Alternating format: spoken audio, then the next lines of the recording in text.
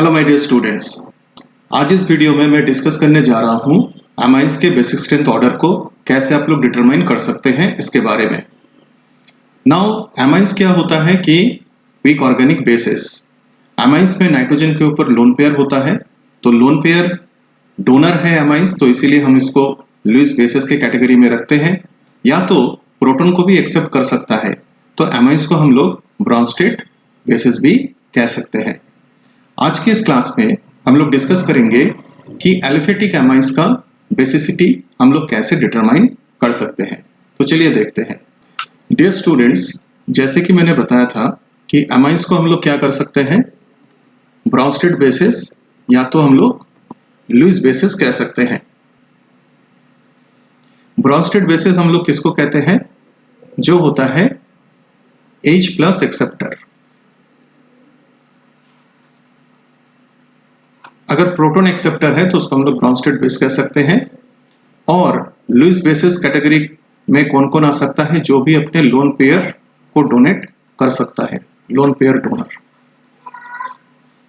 तो जो भी एमाइंस होता है, चाहे एलिफेटिक एमाइन हो या अगर कोई एरोमेटिक एमाइन हो जैसे कि एनिलीन, ये सब क्या कर सकता है, ये H प्लस को एक्सेप्ट कर सकता है, यानी कि अपना लोन पेयर को डोनेट भी कर सकता है। तो ब्रॉन्स्टेड कॉन्सेप्ट के हिसाब से या लुईस कॉन्सेप्ट के हिसाब से ये एमाइंस को हम लोग क्या कहते हैं, एमाइंस आर बेसिस।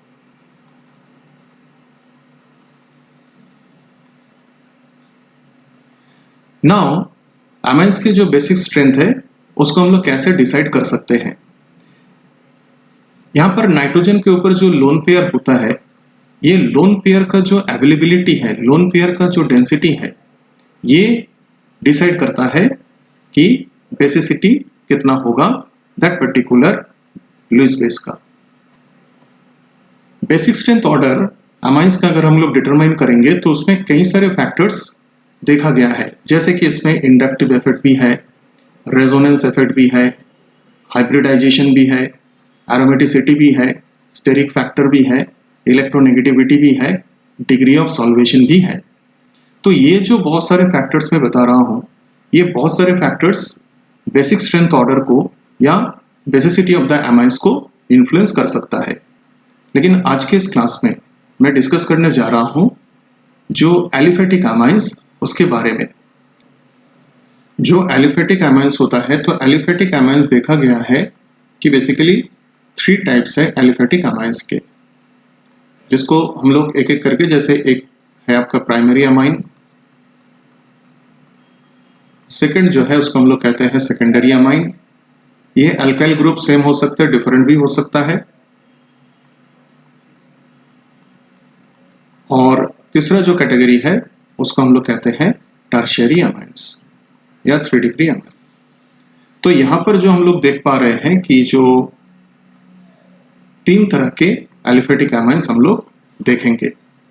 ये तीनों जो एलिफेटिक एमाइंस है, ये तीनों क्या कर सकता है, प्रोटॉन को एक्सेप्ट कर सकता है। तो जैसे ये प्रोटॉन को एक्सेप्ट करेगा, इसके साथ जैसे हम लोग प्रोटॉन को कंबाइन कराएंगे तो रेस्पेक्टिव अमोनियम आयन जनरेट होगा।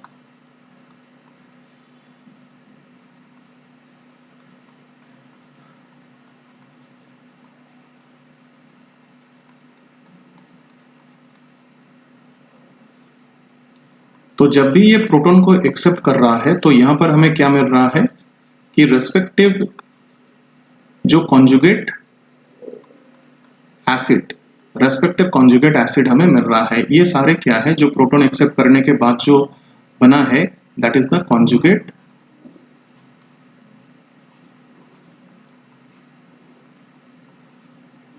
एसिड।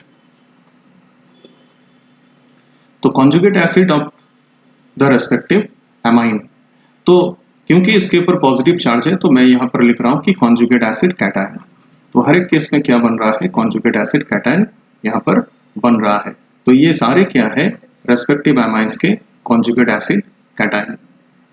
अगर हमें कोई भी अमाइन का बेसिक स्ट्रेंथ को अगर डिटरमाइन करना है तो सबसे इम्पॉर्टेंट जो फैक्टर है, हमें देखना पड़ेगा कि जो कॉन्जुगेट एसिड कैटायन है इसका स्टेबिलिटी क्या है। यानी कि बेसिसिटी को डिटरमाइन करने के लिए कॉन्जुगेट जो एसिड कैटायन बना है इसका स्टेबिलिटी कितना है, इसके बारे में हमें डिसाइड करना पड़ेगा।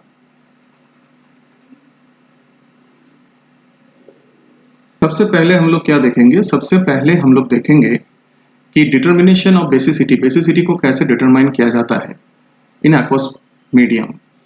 कोई भी अगर अमाइन है वाटर के साथ रिएक्शन में क्या करेगा, प्रोटॉन को एक्सेप्ट कर सकता है। तो जैसे प्रोटॉन को एक्सेप्ट करेगा रेस्पेक्टिव अमोनियम आयन बनेगा। यहाँ पर हम लोग क्या देख रहे हैं, ये इक्विलिब्रियम कांस्टेंट है क्योंकि ये यहाँ पर एक इक्विलिब्रियम हमें दिख रहा है। यहाँ पर वाटर का जो कंसंट्रेशन है इसको हम लोग कांस्टेंट ले सकते हैं, इसीलिए इक्विलिब्रियम कांस्टेंट और वाटर का जो कंसंट्रेशन है ये कांस्टेंट होगा। तो इसीलिए दोनों को जब मल्टीप्लाई करते हैं तो यहाँ पर हमें क्या आता है, Kb आता है। Kb क्या है, इसको हम लोग बेसिसिटी कांस्टेंट कहते हैं। देखा गया है कि Kb का वैल्यू जो है ये जितना ज्यादा होगा उतना ज्यादा बेसिसिटी होगा। यानी कि अगर ये Kb अगर मोर होगा, बेसिसिटी भी क्या होगा, that will be more, basicity will be more. यहां पर बेसिसिटी जो है ये डिपेंड करता है कि ये जो इक्विलिब्रियम इसमें लेफ्ट से राइट हैंड साइड पे जाने का टेंडेंसी क्या है। जितना ज्यादा ये राइट हैंड साइड पे प्रोसीड करेगा उतना ही ज्यादा क्या होगा, रेस्पेक्टिव अमाइन का बेसिसिटी होगा। यानी कि Kb का वैल्यू जितना ज्यादा होगा उतना ज्यादा बेसिसिटी होगा। नाउ एक टर्म हम लोग यूज करते हैं बेसिसिटी को समझाने के लिए, that is pKb. PKb basically क्या है, that is minus log of Kb. तो अगर केबी अगर ज्यादा होगा ऑब्वियसली पीकेबी क्या हो जाएगा, पीकेबी कम होगा। तो और एक तरीके से हम लोग ये भी याद रख सकते हैं कि पीकेबी जितना कम होगा उतना ज्यादा क्या होगा, बेसिसिटी होगा। यानी कि पीकेबी एंड बेसिसिटी, पीकेबी का जो मैग्नीट्यूड होगा और जो बेसिसिटी होगा ये बिल्कुल क्या है, इनवर्सली रिलेटेड। तो ये हमें ध्यान में रखना है। अभी हम लोग देखेंगे, जैसे कि मैंने बताया था कि stability of the conjugate acid cation ये डिसाइड करता है कि रेस्पेक्टिव अमाइन का बेसिसिटी क्या होगा। यहाँ पर हम लोग एलिफेटिक अमाइंस के बारे में बात कर रहे हैं। तो जब हम लोग एलिफेटिक अमाइंस के बारे में यहाँ पर बात कर रहे हैं तो यहाँ पर तीन फैक्टर्स है जो हमें ध्यान में रखना है। तो सबसे पहला जो फैक्टर है that is the inductive effect, then degree of solvation, क्योंकि जब अगर हम लोग एक्वस मीडियम का बात करेंगे तो यहाँ पर डिग्री ऑफ सॉल्वेशन को कंसीडर करना पड़ेगा।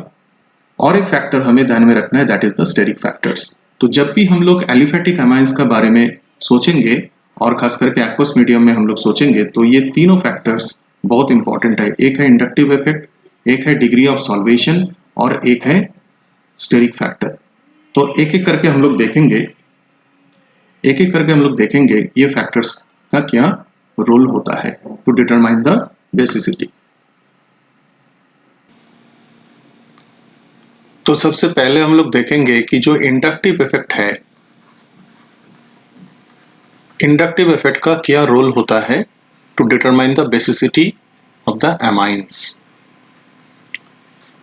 तो जैसे कि मैंने बताया था कि सपोज अगर कोई भी अमाइन है जब ये प्रोटॉन को एक्सेप्ट करता है तो प्रोटॉन को एक्सेप्ट करने के बाद जो बनता है उसका कॉन्जुगेट एसिड कैटायन।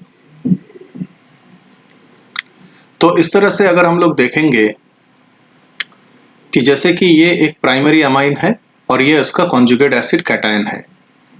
सो जो कॉन्जुगेट एसिड कैटायन इस तरह से सेकेंडरी एंड जो टर्शियरी है, ये जो अमाइंस है, जैसे अगर मैं कोई सेकेंडरी अमाइन को ले रहा हूं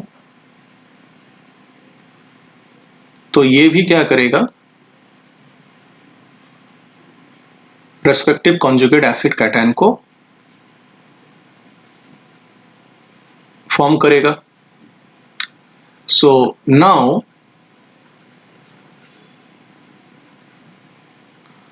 जैसे कि टर्शियरी में भी अगर हम लोग देखेंगे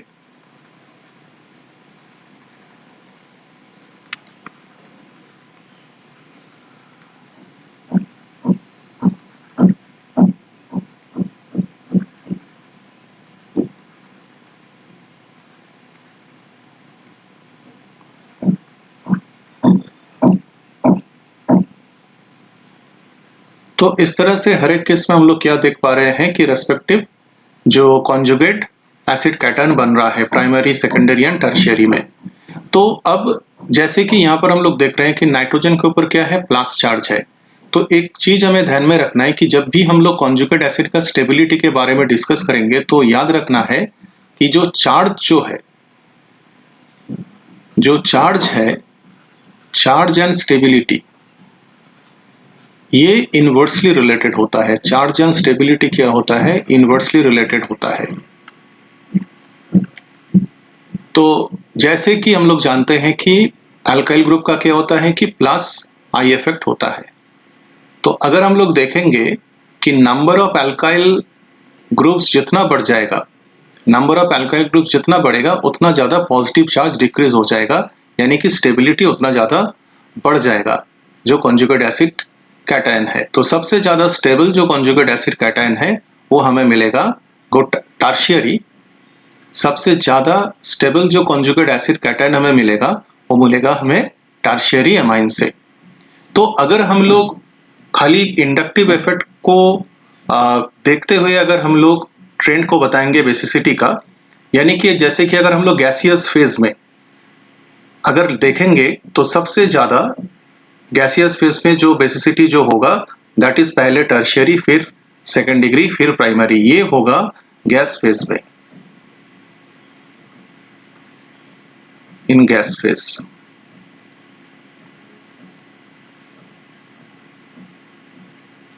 तो नाउ जैसे कि हम लोग यहां पर देख रहे हैं कि अल्काइल ग्रुप्स का नंबर बढ़ने से स्टेबिलिटी भी कॉन्जुगेट एसिड कैटायन का बढ़ गया।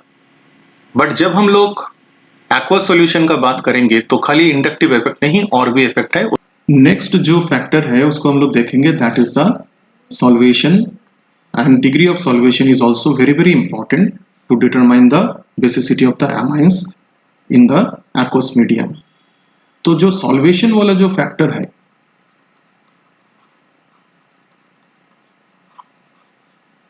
This is also very important. तो degree of solvation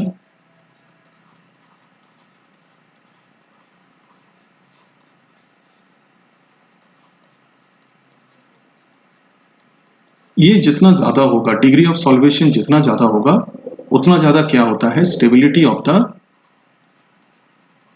conjugate acid cation.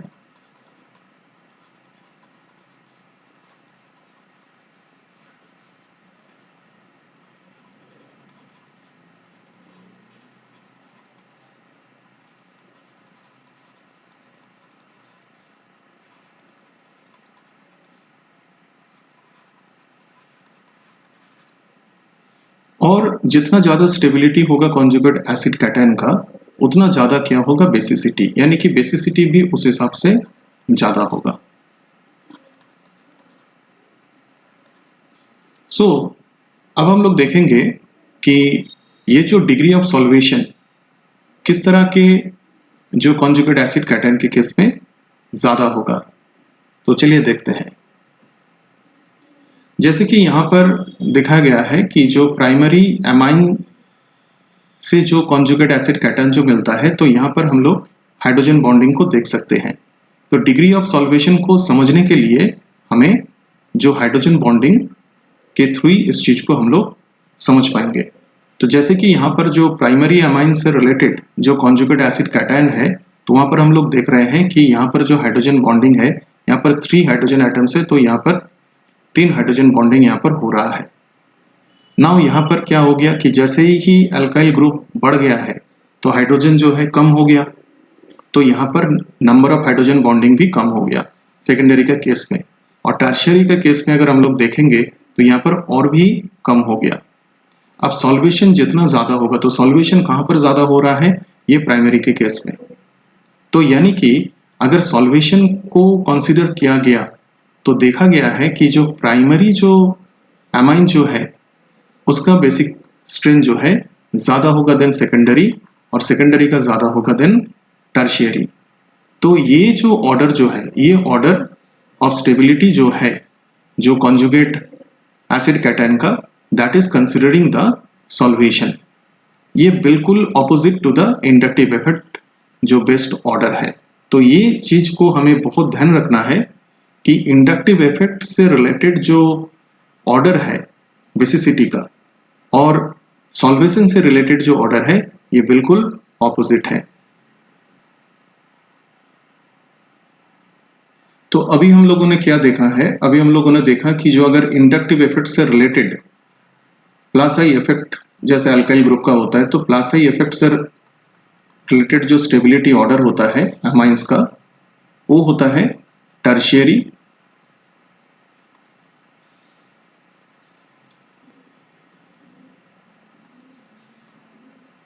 होता है tertiary, then second degree, then primary. और अगर डिग्री ऑफ सॉल्वेशन के हिसाब से अगर हम लोग देखेंगे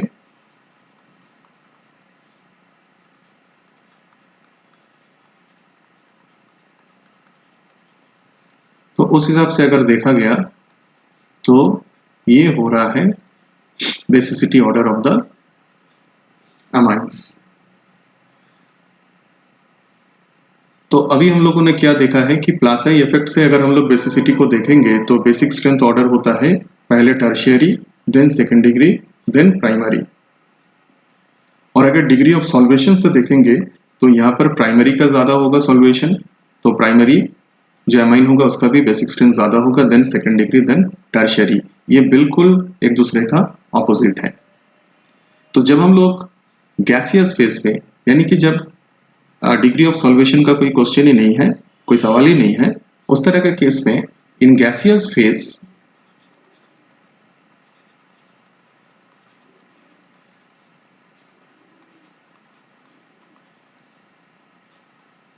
देखा गया है कि टर्शियरी अमाइन जो होगा उसका हमेशा ज्यादा होगा then second degree, then primary, then ammonia. ये गैसियस फेज में देखा गया है, क्योंकि यहां पर खाली ओनली इंडक्टिव इफेक्ट के पॉइंट ऑफ व्यू से हमें ऑर्डर को बताना है। तो ओनली इंडक्टिव इफेक्ट यहाँ पर गैसियस फेज में कंसीडर करके हमें आंसर को देना है। अगर प्लस आई इफेक्ट वाला ग्रुप ज्यादा है तो उस तरह के केसेस में बेसिक स्ट्रेंथ भी ज्यादा होगा, अवेलेबिलिटी ऑफ लोन पेयर भी ज्यादा होगा, तो बेसिक स्ट्रेंथ डेफिनेटली टर्शियरी का केस में सबसे ज्यादा होगा। लेकिन अगर इन एक्वस मीडियम अगर हम लोग देखेंगे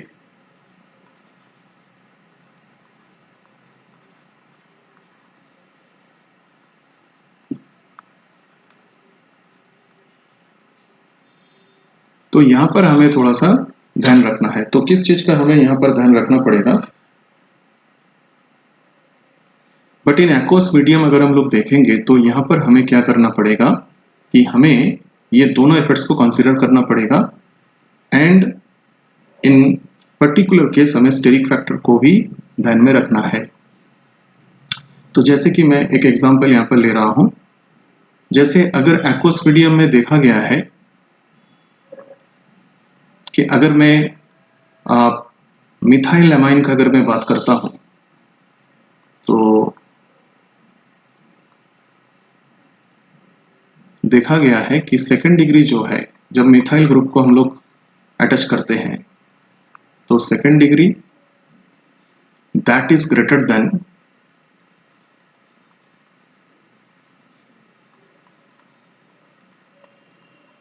primary that is greater than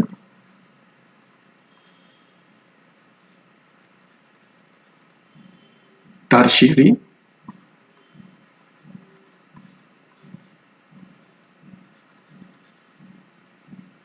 और सबसे लास्ट में क्या आएगा, अमोनिया। अमोनिया के साथ अगर हम लोग कंपेयर करेंगे तो दिस इज द ऑर्डर जब एल्काइल ग्रुप मिथाइल ग्रुप है। लेकिन जब हम लोग इथाइल ग्रुप को लेते हैं तो यहां पर क्या देखा गया है,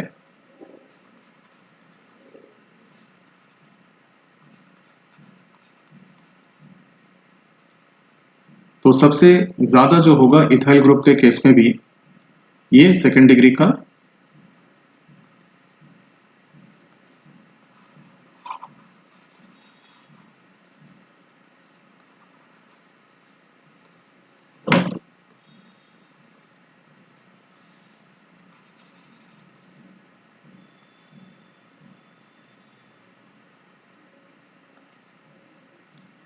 लेकिन अगर इथाइल ग्रुप को हम लोग यूज करते हैं तो क्या देखा गया है, एक बार देखते हैं। जब हम लोग इथाइल ग्रुप को यूज करते हैं तो देखा गया है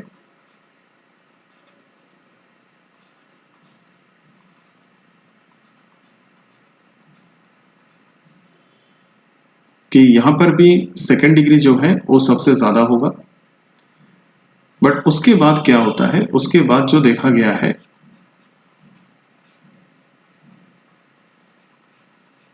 टर्शियरी जो अमीन है, जब इथाइल ग्रुप को हम लोग यूज कर रहे हैं यहां पर उसका बेसिसिटी सबसे ज्यादा है।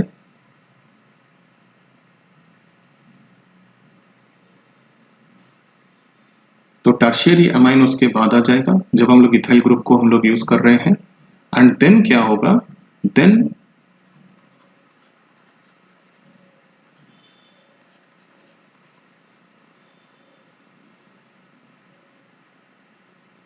प्राइमरी को हम लोग देखेंगे। एंड लास्ट में क्या होगा, लास्ट में अमोनिया।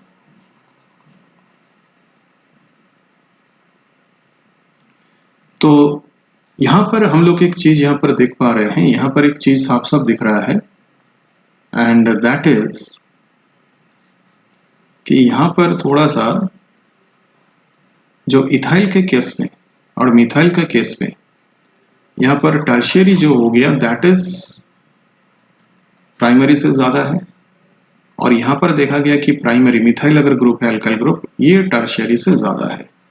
तो ऐसा क्यों है, इस चीज को अगर हम लोग समझने का कोशिश अगर करेंगे तो डेफिनेटली यहां पर थोड़ा सा हमें और एक फैक्टर को कंसीडर करना है, that is the steric factor. And that is the steric factor. जैसे कि मैंने बताया कि जब हम लोग इथाइल और मिथाइल ग्रुप को लेते हैं तो वहां पर क्या होता है कि टर्शियरी और प्राइमरी अमाइंस के केसेस में थोड़ा सा डिफरेंस देखा गया है। तो ऐसा क्यों है, इसको समझने के लिए हमें जो फैक्टर को समझना है that is the steric factor. That is the steric factor. जैसे कि मैं बताया था कि स्टेरिक फैक्टर को भी हमें कंसीडर करना पड़ेगा इन सम केसेस, तो यहाँ पर हम लोग अच्छी तरह समझ पाएंगे। तो जैसे कि अगर हम लोग मिथाइल ग्रुप का अगर बात करते हैं, अगर हम लोग मिथाइल ग्रुप का बात करते हैं तो ये मिथाइल ग्रुप क्या है, ये एक स्मॉल है, स्मॉल ग्रुप। सॉल्वेशन जो है यहाँ पर सॉल्वेशन अच्छी तरह हो सकता है। लेकिन अगर हम लोग इथाइल ग्रुप का बात करते हैं तो जब हम लोग इथाइल ग्रुप का बात करते हैं तो इथाइल ग्रुप क्या है, इथाइल ग्रुप एक लार्ज ग्रुप है।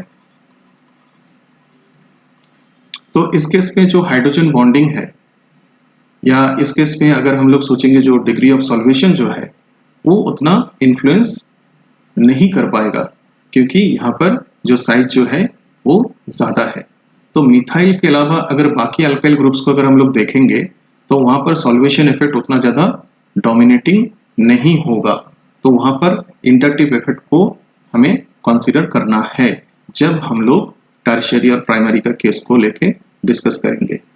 जैसे कि अगर यहाँ पर सॉल्वेशन का पॉइंट ऑफ व्यू अगर देखा गया तो मिथाइल क्योंकि स्मॉल ग्रुप है तो यहाँ पर सॉल्वेशन एक इंपॉर्टेंट रोल प्ले करता है। इसीलिए जो प्राइमरी जो